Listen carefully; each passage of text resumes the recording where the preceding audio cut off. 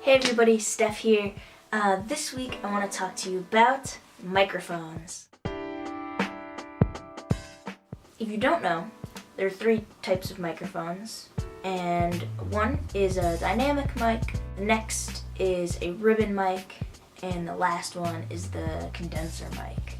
One really important concept to understand before we go too far into this is the concept of electromagnetic induction. The thing is, in a really simple sense, it's actually a really awesome thing. I was researching all this stuff earlier and got was just geeking out over this information. Basically, it's the idea that magnetism and electricity are inextricably related to each other, because if you move a magnetic field, say you have some magnets, and you move that magnetic field, it produces electricity. And likewise, if you have electricity moving, it produces a magnet. Funny how that works out. But it's a very, very important concept when we talk about microphones and how microphones work.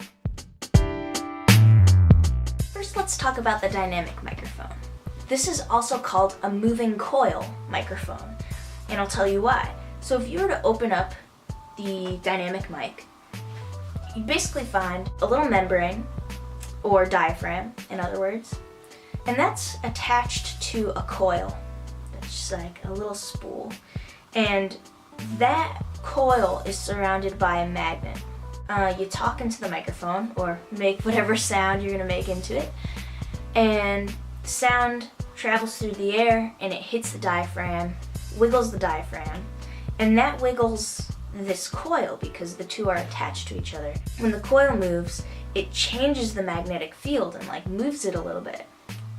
Thus, if we think back to the whole concept of electromagnetic induction or whatever, you'll find that it produces a small voltage. So when this microphone diaphragm wiggles, what it's really doing is it's moving the magnetic field, creating a voltage. Pretty cool. Now, ribbon microphones actually work very similarly, but instead of having, a diaphragm attached to another thing that's between these magnets, there's a thin piece of metal, a ribbon, right? And that is suspended between two magnets. But in this case, the ribbon actually acts as the diaphragm of the microphone. So when you talk into this microphone or you make noise, sound travels through the air, hits the actual ribbon, and then when that moves, it changes the magnetic field, creating, voltage. Okay, so before we talk about condenser mics now, I just want to explain one other kind of concept. In electronics, there's this component called a capacitor.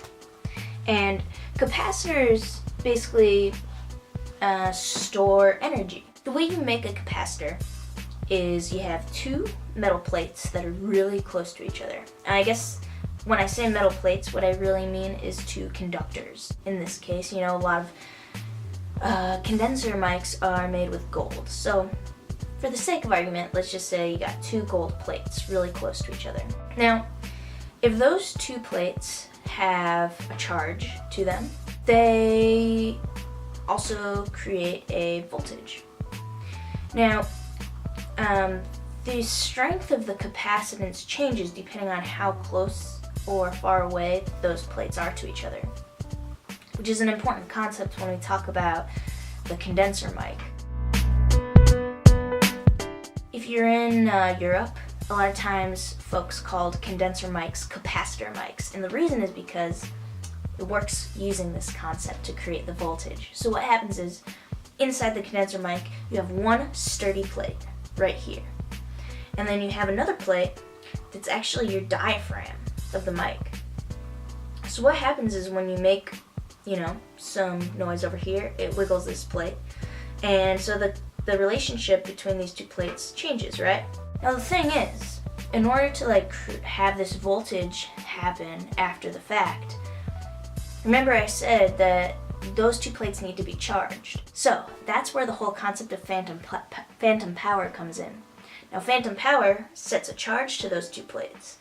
So now when this plate moves, now you get a voltage coming out the other side. It's just super important to remember that condenser mics need phantom power. It's just because of the way the microphone is actually built. That's what it needs. Thank you everybody for watching. That is the conclusion of the 3 different types of microphones. If you have any other questions, feel free to hit me up. Alright, peace. One last thing I forgot to mention. If anyone has any music that they'd like to donate for me to play during these videos, please reach out to me. I'd love to use some of your music to go on in the background while I talk, and I'll give you a shout out at the end. But yeah, anyways, talk to you guys later. Peace.